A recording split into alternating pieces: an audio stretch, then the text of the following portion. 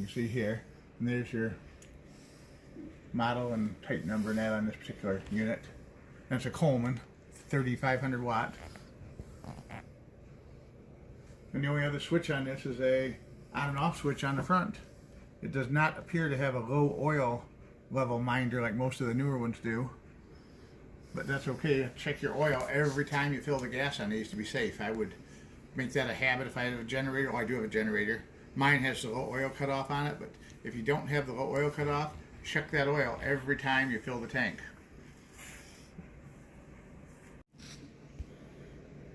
The outer air cleaner assembly comes off as one unit.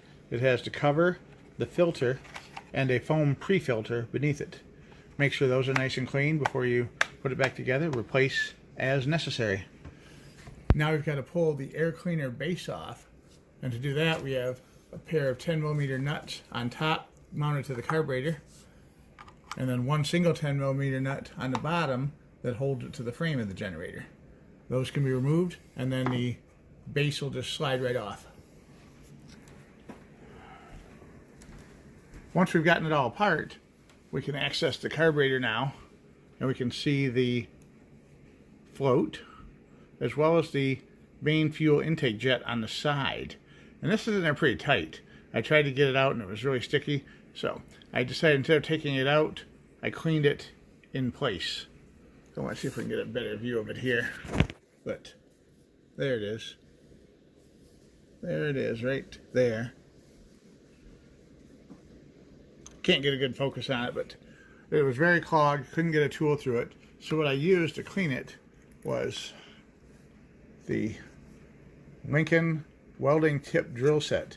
And I just experimented until I found a drill size that was just about the right size, a little small for it, and just with a little light twisting motion, it popped through, and then you gently slide it back and forth to clean all the debris out of the jet.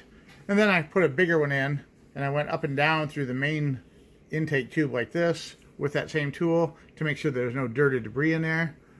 We blew out this vent hole here with carburetor cleaner, as well as the mixture screw here.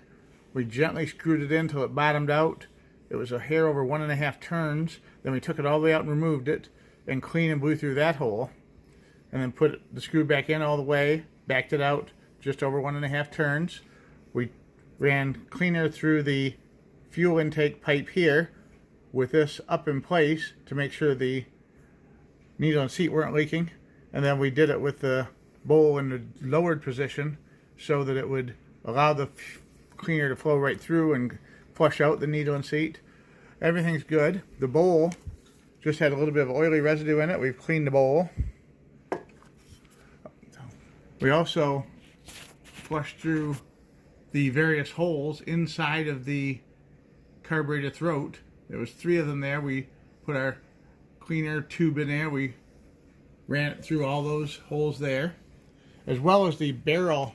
The actual barrel of the intake here had like a ridge of hard carbonized material around it, and the choke wouldn't open, because the choke would just, you try and open the choke and it would just flex a little bit like that. But now you can see the choke opens and closes perfectly well like it's supposed to, all the way open, all the way closed. Look at that, works great. And now we're going to reassemble it by putting the bowl and the nut back on. That's a 12mm nut that holds the bowl on. And this particular one, since it has the side jet on it, there is no jet in the mounting bolt for the bowl on this one. Another routine maintenance item on these, if I had more time to get this back to the customer and the access to a gasket if I needed it, would be to take off the valve cover gasket and inspect and adjust the valve clearance on the intake and exhaust valve rockers underneath here. It's quite easy to do, but since we're in a hurry, it's wintertime and the guy needs us back right away, I don't want to take a chance of having a broken gasket underneath here and having it start to leak oil on it. So we'll do the gasket and the adjustment on it for him at a later time. But if you're working on your own machine, I highly recommend adjusting the valves while you're doing this.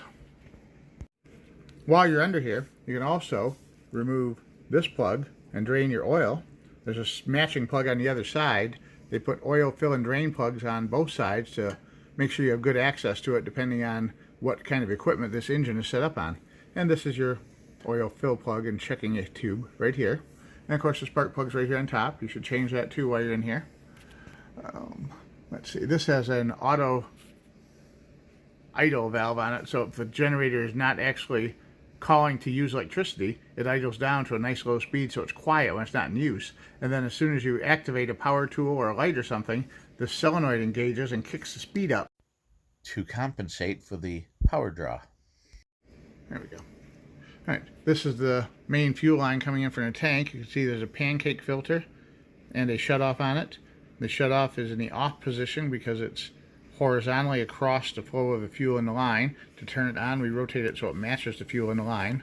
There's no fuel in it right now, but we didn't even really have to remove the fuel line to work on this, but I wanted to get it out of the way of the bowl, so we just had clear access to the bowl.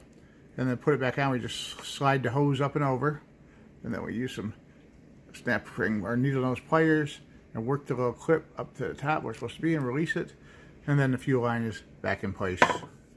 And now we just need to reinstall the air cleaner, I believe. The air cleaner assembly is here, and that's going to slide over these two pins on the carburetor, and we'll have to remount the breather hose in that little hole there as we're sliding it back in place. There's the breather hose. Those were 10mm bolts, two of them, that hold this in place over the top of the carburetor.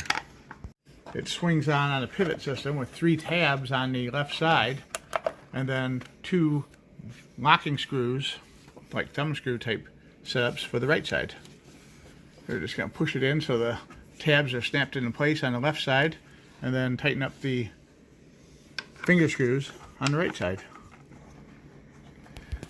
There's tight clearance on the back side of the air filter cover between the cover and the generator frame.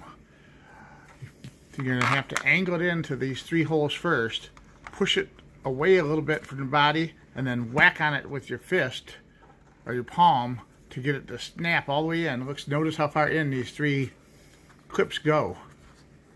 The actual lip of the clip holds the back of this plastic frame here. So make sure those are all the way in before you consider this to be assembled and good to go. Alright, is it on? Tank chokes on. Let's see what happens. First pull. First pull. Open and choke. Open and choke.